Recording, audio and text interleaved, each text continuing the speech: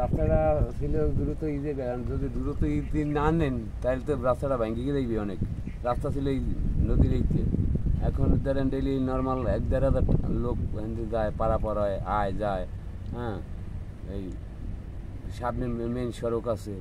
হ্যাঁ, এখন এটা দ্রুত রাস্তাটা ঠিক করার কাম এদিকে, রাস্তাটা দ্রুত ঠিক করার কাম, নাহলে লোকজন আটকা খাই দিবে। এই যে রাস্তা আপনার নদীর আরো অনেক ভিতরে ছিল, ছোটকাল থেকে বছরখানেক আগেও যে ভিতরে ছিল। প্রতি বছর এরকমের বর্ষার দিন আসলে এরকম নদী ভাঙনে রাস্তাটা এরকম শেষ হয়ে যায়, কোনো পদক্ষেপ নেই, কেউ দেখতেও আসে না রাস্তার এই যে অবস্থায়।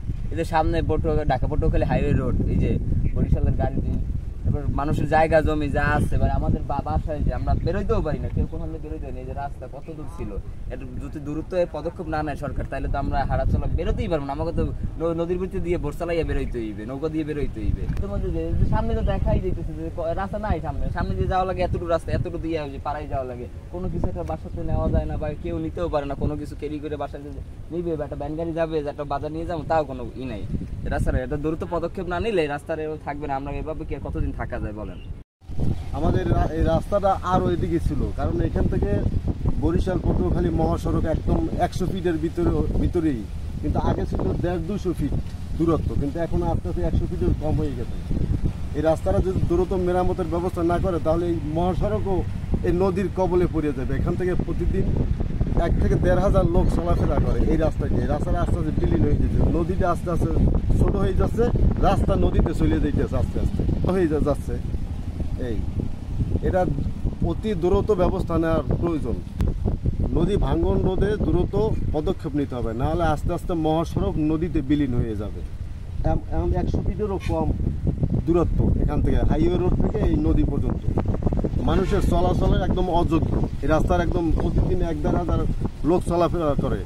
কলেজ ভার্সিটির ছাত্রছাত্রীরা মেডিকেলে চাকরি করে, এমন বহু চাকরিজীবী আছে আমাদের এই চরাদিতে, তারা বরিশালে লেখাপড়া করে, কেউ ক্ষুদ্র ব্যবসা করে, কিন্তু আসা যাওয়া খুব সমস্যা।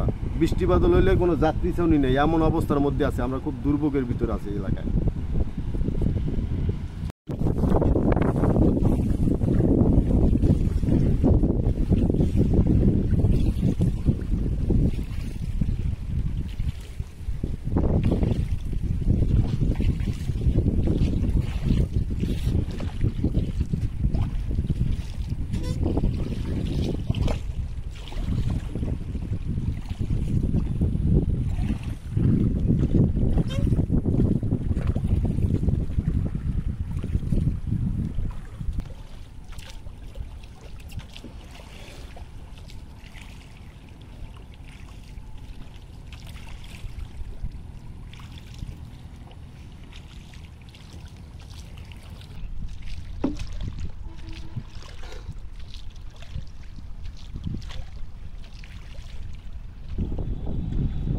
জায়গাটা আসলে আগে রাস্তা ছিল।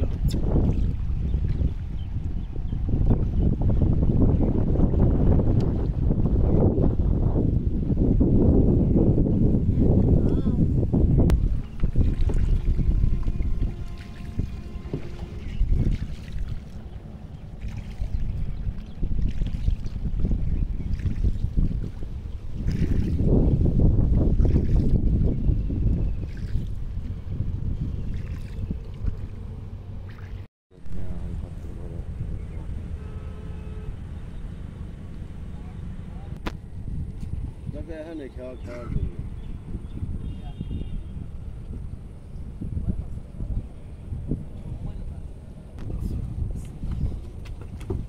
যাত্রী সামনে তো একটা দরকার না। আনছেন তো ভাই, বসি ভাই, একটু ভাই, রাস্তাটা